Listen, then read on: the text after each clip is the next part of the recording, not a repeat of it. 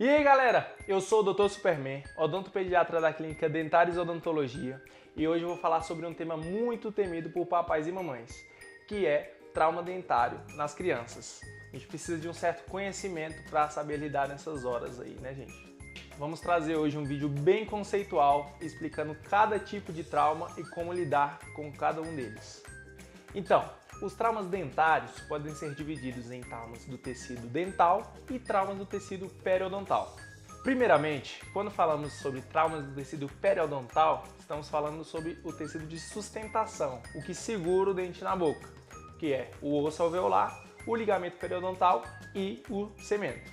Então, esses traumas que acabam abalando os tecidos de sustentação, o tecido periodontal, ainda são divididos em mais algumas subdivisões, que entram a concussão, a subluxação, a luxação lateral, luxação extrusiva, luxação intrusiva e, por último, e mais grave delas, a avulsão. Bom, a concussão é o mais brando abalo que a gente tem sobre os tecidos periodontais. Normalmente a gente não vê nenhuma alteração no dente, só tem mesmo a pancada. Em alguns casos a gente observa uma sensibilidade, que aí a gente precisa entrar com alguns analgésicos.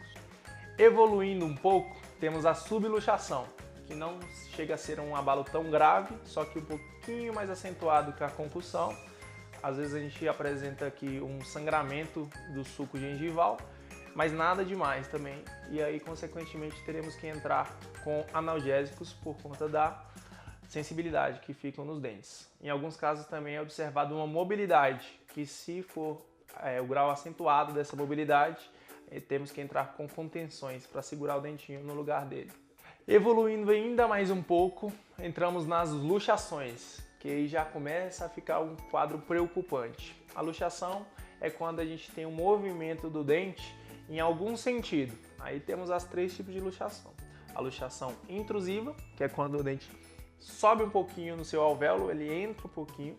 A luxação extrusiva, quando acontece ao contrário, que ele sai um pouquinho do seu alvéolo, mas não por completo.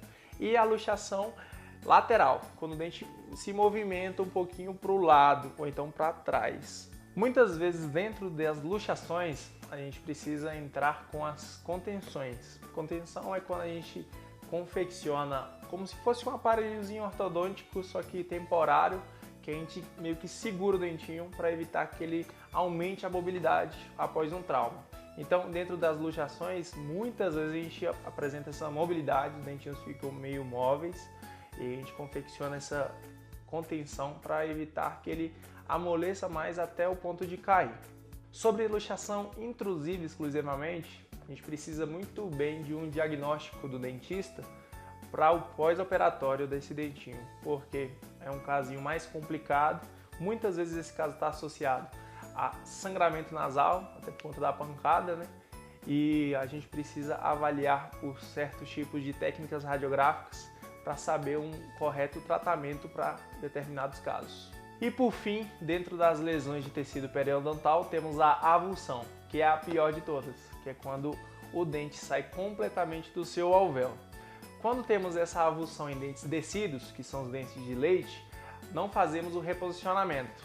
Por quê? A gente precisa ter cuidado com o germe, o dentinho permanente que está se formando lá dentro do osso. Então a gente não pode correr esse risco de afetar esse germe, por isso não é feito o reposicionamento e infelizmente a criança vai ficar sem esse dentinho. Quando temos essa avulsão nos dentes permanentes, aí sim a gente pensa em fazer um reposicionamento, tenta colocar novamente o dente no lugar, aí fazemos a contenção, como fazemos lá nas luxações também. Porém, muitos casos de reposicionamento a gente precisa fazer uma endodontia, que é o tratamento endodôntico, tratamento de canal, para que o dente fique na posição correta e saudável. Bom, encerrando essa primeira parte de traumas sobre o tecido periodontal, vamos entrar na outra parte, os traumas sobre o tecido dentário, que são divididos em trinca de esmalte, a fratura de esmalte, a fratura de esmalte e dentina, fratura de esmalte e dentina com exposição pulpar, fratura coronorradicular e, por último, a fratura coronorradicular com exposição pulpar. A trinca de esmalte é quando a gente tem apenas uma trinca, só que sem perder nenhuma estrutura dentária. Quando a gente tem a fratura de esmalte, a gente perde um pouco de estrutura dentária, só que só parte do esmalte. Essas duas nós vamos apenas fazer uma restauração, se for necessário, para recuperar a estética do dente e às vezes um pouquinho da função também. A gente evoluindo um pouquinho mais, temos a fratura de esmalte e dentina. Em alguns casos, nas fraturas que envolvem também a dentina, observamos sensibilidade. E aí a gente tem que às vezes entrar com analgésicos, muitas vezes temos que anestesiar o dentinho do paciente para que possa ser feito também a restauração. Já quando temos a fratura de esmalte e dentina, só que com a exposição pulpar, aí já entramos num caso um pouquinho mais complexo. A exposição pulpar é quando a gente tem a exposição do canalzinho do dente, do nervinho do dente. Então, a gente tem que avaliar muito bem como vamos proceder a partir desse caso. Em alguns casos a gente faz só a proteção pulpar, colocamos um certo tipo de medicação ali e por cima dessa medicação fazemos a própria restauração do dente.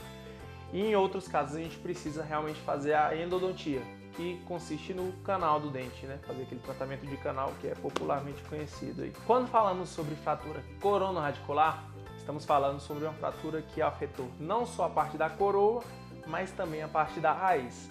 Dependendo do ângulo dessa fratura, a gente pode fazer de uma simples restauração até mesmo ter que fazer uma exodontia, que é quando a gente tem que remover o dentinho da criança. Lembrando também que temos a fratura coronorradicular com a exposição pulpar, que já é um pouquinho mais grave, que aí temos que avaliar como na outra vez.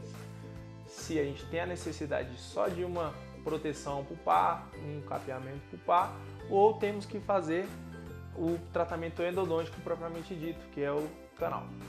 E por fim, e mais grave de todas, temos a fratura radicular, que dependendo de onde ocorreu essa fratura radicular, a tendência é que a gente precise fazer a exodontia, que é a remoção do dente. Então, a gente precisa avaliar por radiografias para ver onde ocorreu essa fratura radicular e ver se é necessário realmente a exodontia. Bom, gente, então a primeira coisa que temos que fazer é manter a calma. Segundo, ter sempre o número do seu dentista de confiança em mãos, para aí sim ele saber o que fazer desse próximo passo aí. Terceiro, vocês têm que sempre tentar manter o fragmento do dente. Ah, caiu, a gente tem que procurar esse fragmento. Em caso de avulsões, né, a gente pegar o próprio dentinho e tentar levar o mais rápido possível para o dentista. Ah, como que eu vou levar? A gente tem que tentar manter esse dente, principalmente em lugares limpos, soro fisiológico, no próprio leite, às vezes até dentro da boquinha da paciente, mas dentro da boca do paciente acaba sendo muito complicado, principalmente se a criança for muito pequenininha. Então o mais indicado é dentro de soro fisiológico e dentro de potinho com o leite, certo? Sempre lavem o dente, mas sem esfregar esse fragmento ou então o próprio dente por completo. Vocês não vão esfregar, só vão apenas lavar com a própria água, beleza? Muitas vezes também podemos observar o escurecimento dos dentes após o trauma. Isso significa que tivemos um pequeno sangramento dentro do dentinho que acabou ocasionando esse escurecimento. Em algumas vezes o dente por si só consegue se recuperar e voltar a clarear, em outras vezes o dente não recupera e realmente fica escuro. E aí quem vai decidir o que fazer e quando fazer vai ser o seu odontopediatra.